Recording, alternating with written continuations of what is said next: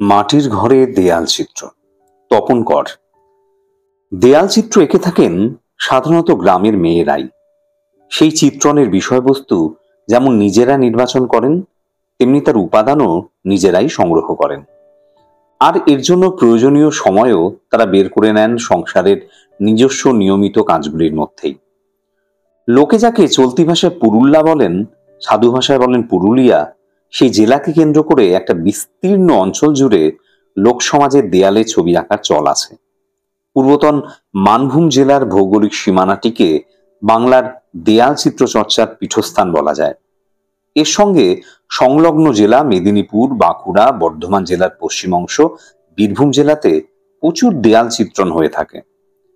মানভূমে সাঁওতাল, হো, অসুর, ভূমিজ, মুন্ডা, ওরাও, খেরিয়া, শবর, কোল, বীরহর প্রভৃতি আদিবাসী গোষ্ঠীর মানুষের বসবাস থাকলেও এদের মধ্যে মাটির ঘর তৈরি তথা দেয়াল চিত্রের ক্ষেত্রে সাঁওতালরাই অগ্রসর।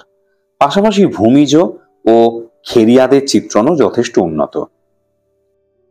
পশ্চিমবঙ্গের প্রায় সর্বত্রই মাটি সুলভ হওয়ায় মানুষ গৃহ নির্মাণের প্রধান উপকরণ হিসেবে মাটিকেই বেছে নিয়েছে।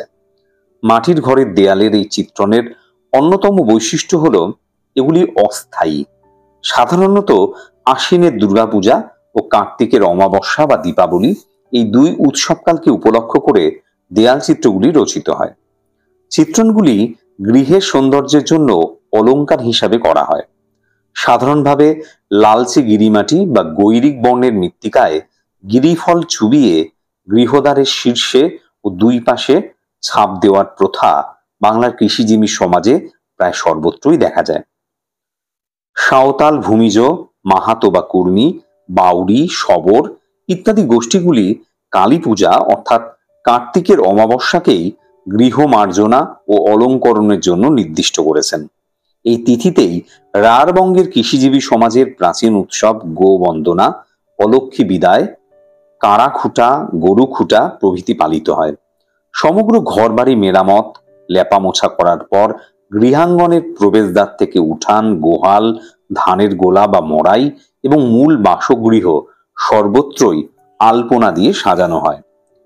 মূলত জ্যামিতিক আকার আশ্রিত বর্ণ সমাবেশেই রচিত হয় সাঁওতালি দেয়াল চিত্র।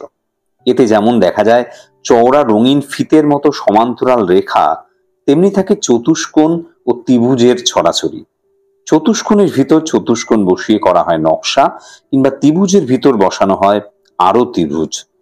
সাধারণত ঘরের চতুষ্পার্শ্ব ঘিরে থাকা মূল বেদিটিকে করা হয় কালো, তার সমান্তরালে টানা হয় বৃহৎ খানেক চওড়া গেরুয়া রঙের একটি রেখা, আবার তার উপর সমান ছাড় দিয়ে আর একটি সমান্তরাল কালো রেখা।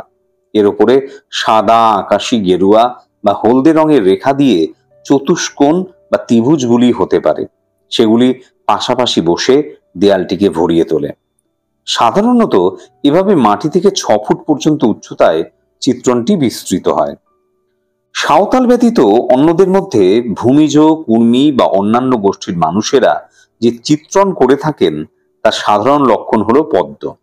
একটা বৃত্তের পরিধিতে যে কোনো বিন্দুকে কেন্দ্র করে আরেকটি বৃত্ত টানলে পরিধির উপর যে ছেদ বিন্দুগুলি পাওয়া যায় তার উপর পুনরায় কেন্দ্র করে ক্রমাগত বৃত্ত টানতে থাকলে ক্রমে একটি পদ্মের রেখাচিত্র পাওয়া যায়।